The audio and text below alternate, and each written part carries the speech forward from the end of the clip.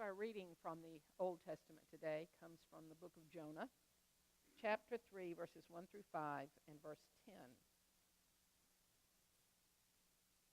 The word of the Lord came to Jonah a second time, saying, "Get up, go to Nineveh, that great city, and proclaim to it the message that I tell you." So Jonah set out and went to Nineveh according to the word of the Lord. Now Nineveh was an exceedingly large city, a 3 days' walk across. Jonah began to go into the city, going a day's walk, and he cried out, 40 days more, and Nineveh will be overthrown. And the people of Nineveh believed God. They proclaimed a fast, and everyone, great and small, put on sackcloth. When God saw that they did what they did, how they changed from their evil ways, God changed his mind about the calamity that he said he would bring upon them, and he did not do it. This is the word of God for the people of God. Thanks be to God.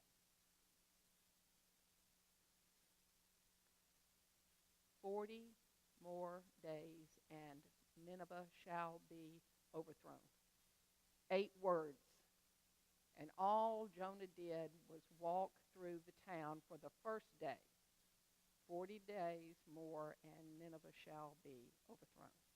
When was the last time you heard anybody decide that they were going to believe in God based on 8 words? Right? And yet, God's power seemed to be in those words, because it skipped the part in the reading where it said, when the news reached the king of Nineveh, he rose from his throne, removed his robe, covered himself with sackcloth, and sat in ashes.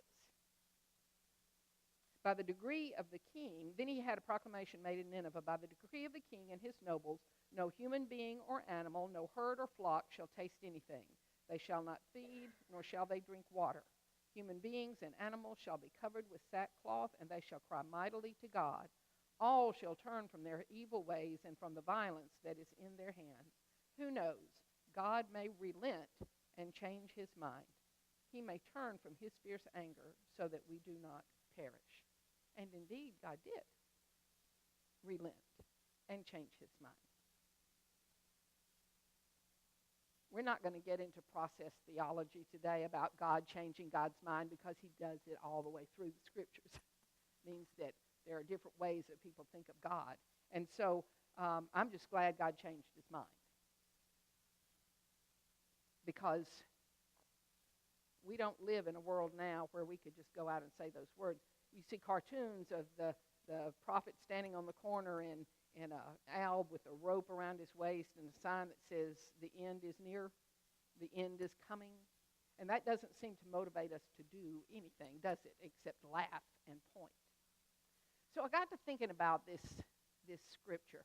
Jonah was a very reluctant prophet. In fact, he was so reluctant that when God called him out and said, Jonah, you're going to go to the Ninevites, and you're going to tell them that they better change their ways or I'm going to destroy their city, Jonah promptly got on a boat to go the opposite direction, right?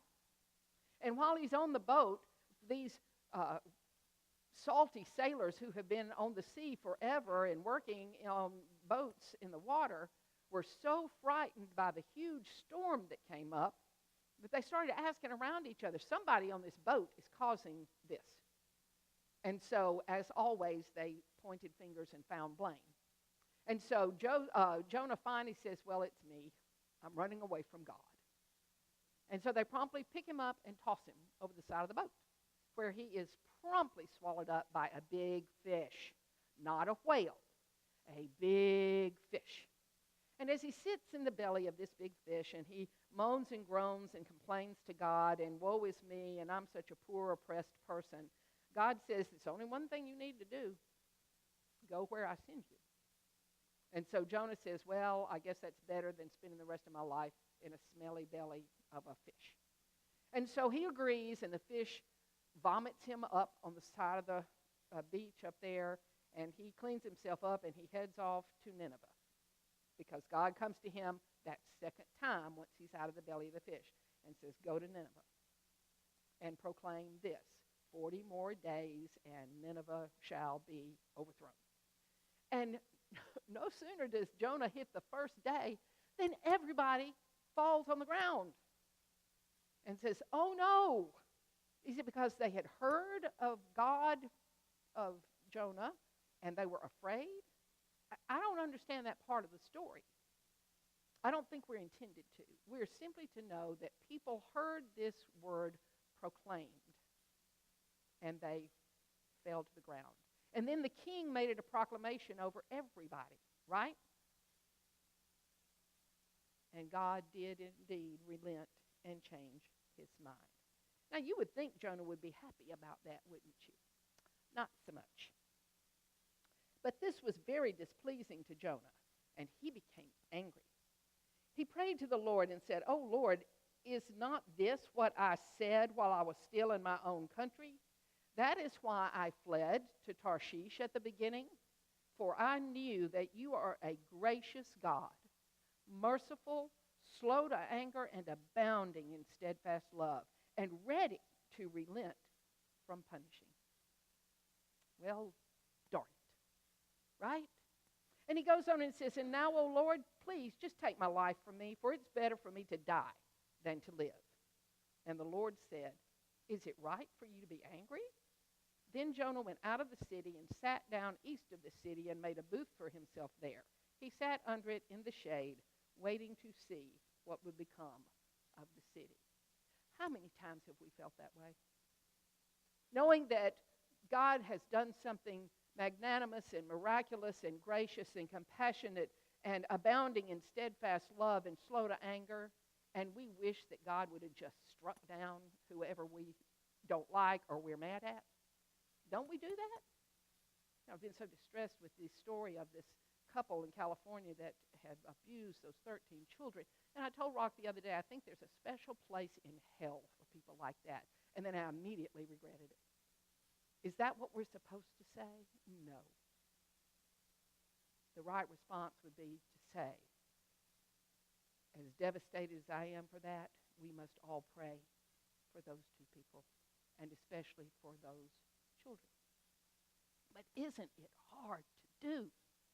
I don't blame Jonah. He's sitting there, and God made a bush come grow over him, and Jonah was very happy because it gave him shade.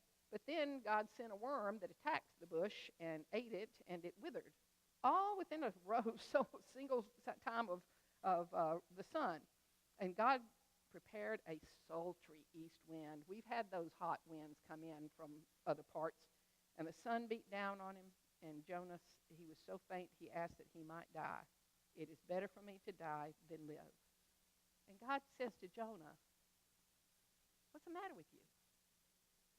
Don't I have a right to make a tree grow and to let it wither and die?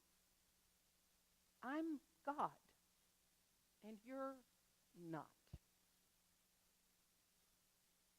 And he said, "Should I not be concerned about Nineveh, that great city in which there are more than 120,000 persons who do not know their left hand from their right, and also many animals?" This merciful, gracious God, slow to anger, abounding in steadfast love, is ready to relent. And when God relents, forgiveness happens. And I think that's the lesson that Jonah wants us to hear in this book today, is that as much as we don't want to forgive, we are bound to forgive, because that's what God does. It's the forgiveness we received when Christ died on the cross for our sins. And we live in this self-involved, egocentric world, and we think it all revolves around us, and we forget that forgiveness is less about us as an action, but more about a gift for us when we forgive. Most of the time, folks that we're forgiving, we want to go up to them and say, "You know, I forgive you for what you did or the way you made me mad," and they might look at you and go, "What? I don't remember that." And then we're like, "Well, what do you mean you don't remember? I've been carrying this around for a year." Right? So forgiveness isn't about them, it's about us. And I'm going to tell you, we need to be very happy that we have this covenant with God, that we can rely on God to be there and forgive us. It would be different if we never sinned, but we do. In the midst of this message, all Jonah did was go in the streets of Nineveh and proclaim the truth. And all he did was say it, and the message was believed. And then finally, we get the picture that when the king made the proclamation, God's truth is applied to an action. But we have to have faith and believe in God. I was thinking, what in the world, or a word phrase, could we just get from Jesus and believe the same thing? And part of it could have been what it said in Mark, the kingdom has come near and is fulfilled. People would wonder what that means. And then I realized his phrase was so short. He proclaimed a truth, it was believed, and there was an action applied. He went to the fishermen and he said, come, follow me. And they believed instantly, and they dropped everything, even though I am sure the father of James and John was distressed that they got up and left him with all of those unmended nets. But they turned their back on that life, and they looked forward to a new one with Jesus. When God relents, forgiveness occurs. And we are called upon to greet our world in a new way. And, you know, in this day and age, all we do is blame and point fingers and stay angry and upset. And this story reminds us that if even God, the omnipotent, omniscient, all-powerful God that we worship, can change God's mind, then we can too, about the people that we know, the people that we don't know, and the way we relate to one another. And it's especially important when you get inside your circle of friends and your family relationships, right? You can walk away from people at work. You don't like your boss, you can quit your job. But in relationships is where we must find a way to let God show us how to relent and change our minds and reach out in forgiveness for one another. That's the only way we're going to wind up with peace, either in our churches or in our country or in the world. It's a huge message. And we can count on our gracious, merciful, compassionate God of steadfast love, who is in a deep, abiding covenant with us. That's the good news. Set up against the story in Mark today. We get a choice. Jonah stayed bitter to the end. He sat out there and he argued with God, and God got the last word. God says to Jonah, is it right for you to be angry about the bush? What a silly notion. And yes, and he said, yes, angry enough to die. Stubborn, stubborn Jonah. Then the Lord said, you were concerned about the bush for which you did not labor and which you did not grow. It came into being in a night and perished in a night. And should I not be concerned about Nineveh?